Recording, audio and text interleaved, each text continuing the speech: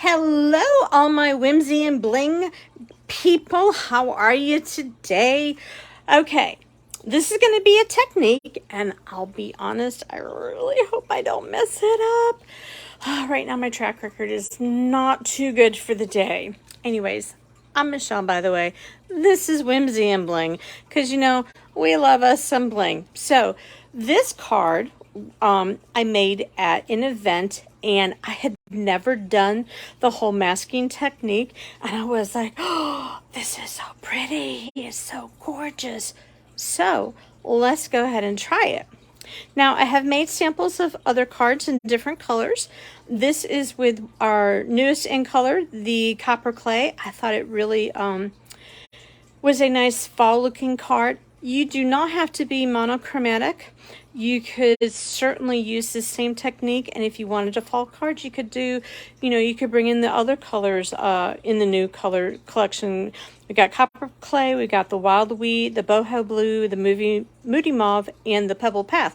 They would all look great. And then this one is done in Mossy Meadow. Again, just, the ink is Mossy Meadow and the paper is Mossy Meadow. And then this is the one that we're going to do because it is in one of my favorite colors, Tahitian Tide. Is that not just a gorgeous blue? So that's what we're going to do today.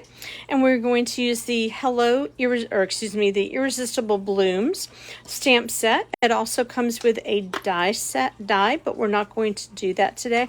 It also comes with a gorgeous designer series paper in 6x6, but of course we're not going to use that today. We do need to have our masking paper. Now there's a lot of masking paper in here, but you just need a little bit. Now what I found to be the best thing, let's move all of our stuff out of the way. What I found to be the best thing to do is to cut the length of the paper a little bit longer, and that is not longer. Hello, I'm telling you, we are off to an awesome start. Well, you know what? How about we do it this way? Instead of having landscape, let's do portrait. Why? Because we can, and I'm not going to cut another piece of paper. Another masking paper. So we're going to do this way. And I've actually never done a card like portrait using this technique. So that'll be good. But anyways, I found that it was, it just was better. Yes, I did. I did cut it the right length. Oh, y'all. Maybe I should not do a video. Okay, we're just going to persevere here. Anyway, so cut it a little bit longer, and it's just easier to work with, I think. So let's get started because a little hot mess express here. You do want to have a piece of paper down to protect your surface. And let's see, need to look at something really quick, and we're going to need to use our what is it called? Blender, sponge, something. If I don't tell you the right name, it's going to annoy me. Page 137, blending brush. I mean, is that not just so easy? It's a brush, and we're going to use it for some blending. Blending brush, you get, there's actually this size, which is the original size, and then they have a smaller size that they came out recently. This size, you get 3 of them, and they're 6 inches in length, and they're $13. And the smaller ones, I think, are 16 inches or 6 inches. Also, it's just the actual brush head is a smaller diameter, and there's also 3 in a pack there for $12. Alrighty, folks. So let's go ahead and get making this card here. Okay, we have 1 piece of paper for our inside. We have 1 piece of paper here. Now what you really need to do first off is you need to tear gently, and you want to make sure that you're tearing the paper side so that it's up. we're going to go ahead and we're going to make little small tears. And you can have it go straight across. You don't even have to tear it if you don't want to.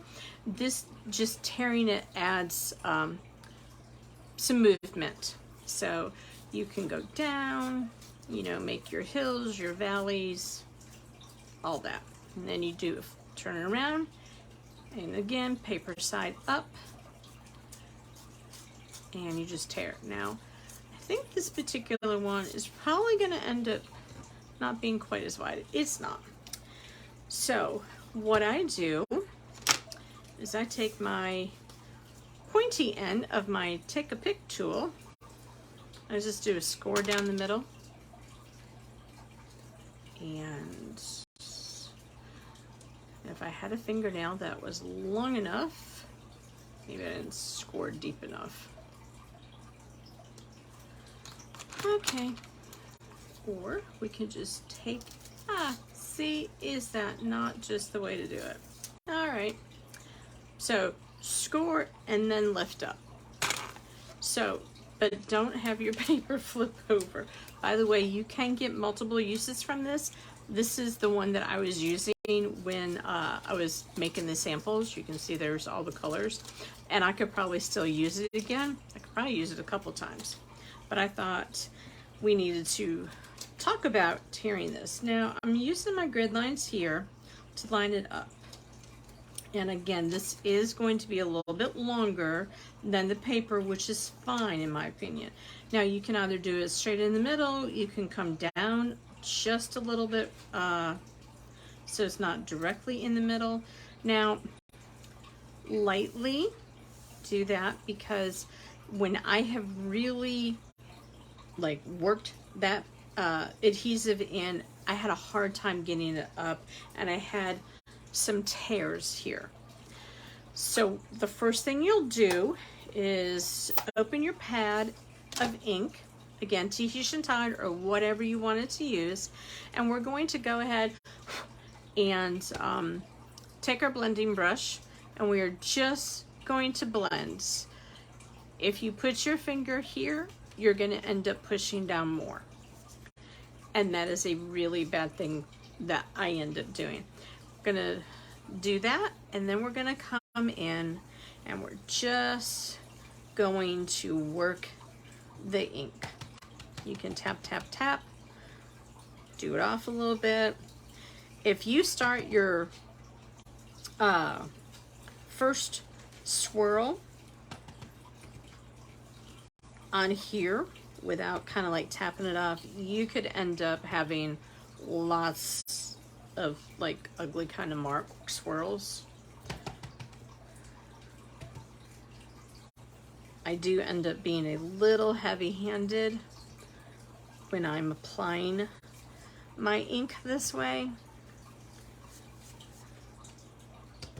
Now you can make it as light or as dark as you want. If you were doing a fall card, you could do multiple colors in there. Now, before we take off our masking tape, we're going to go ahead and stamp our flowers and our leaf. So I've already loaded up our blocks. I kind of like to do the leaf up in the corner, and then we can do our big flower.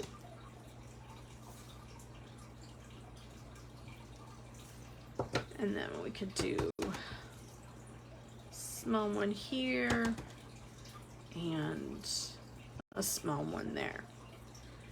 Now I think what we'll do is just do small ones down here.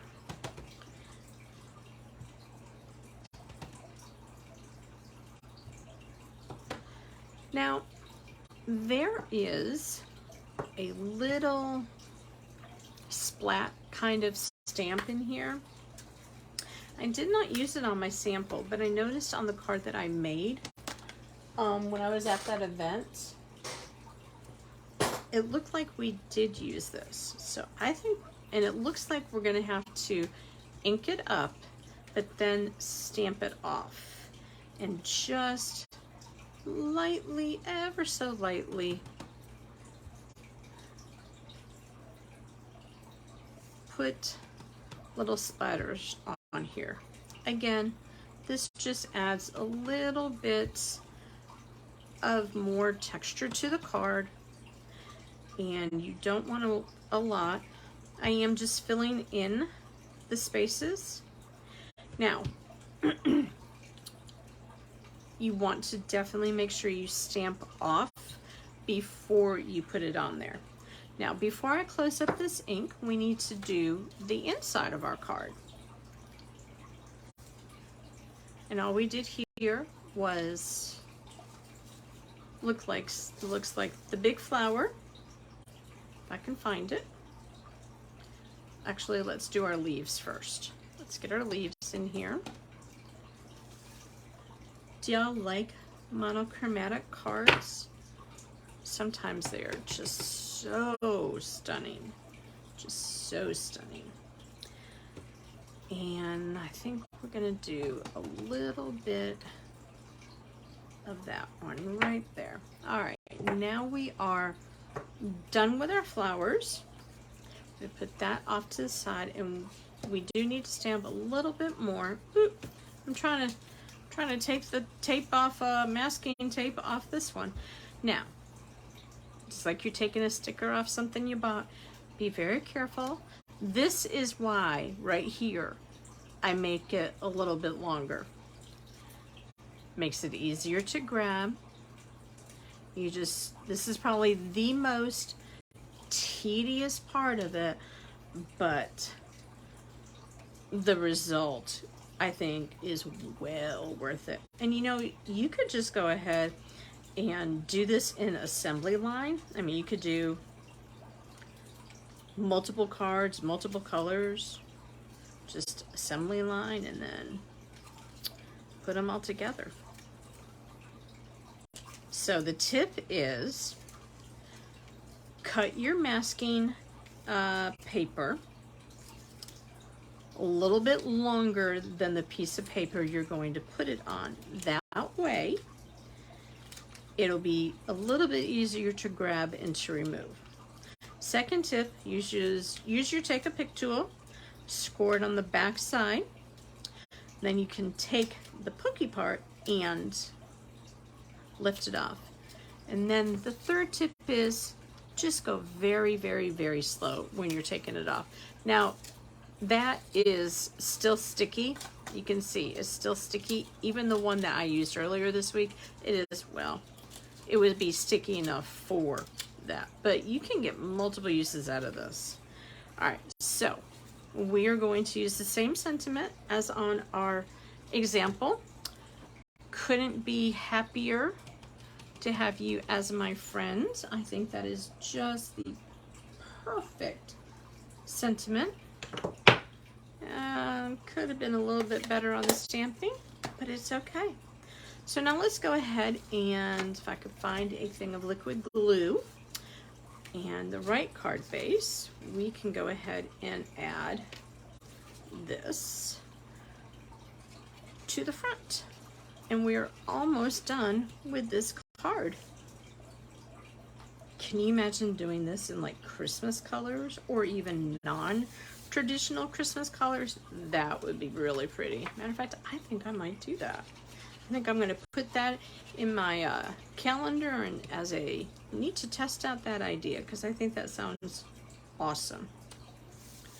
All right, now for the bling, because you know we have got to have us some bling here, we are using the flat adhesive backed pearls. They are flat. I don't know if you can really tell how flat they are or not, but they are really flat and they're really nice, and they just have got some awesome bling.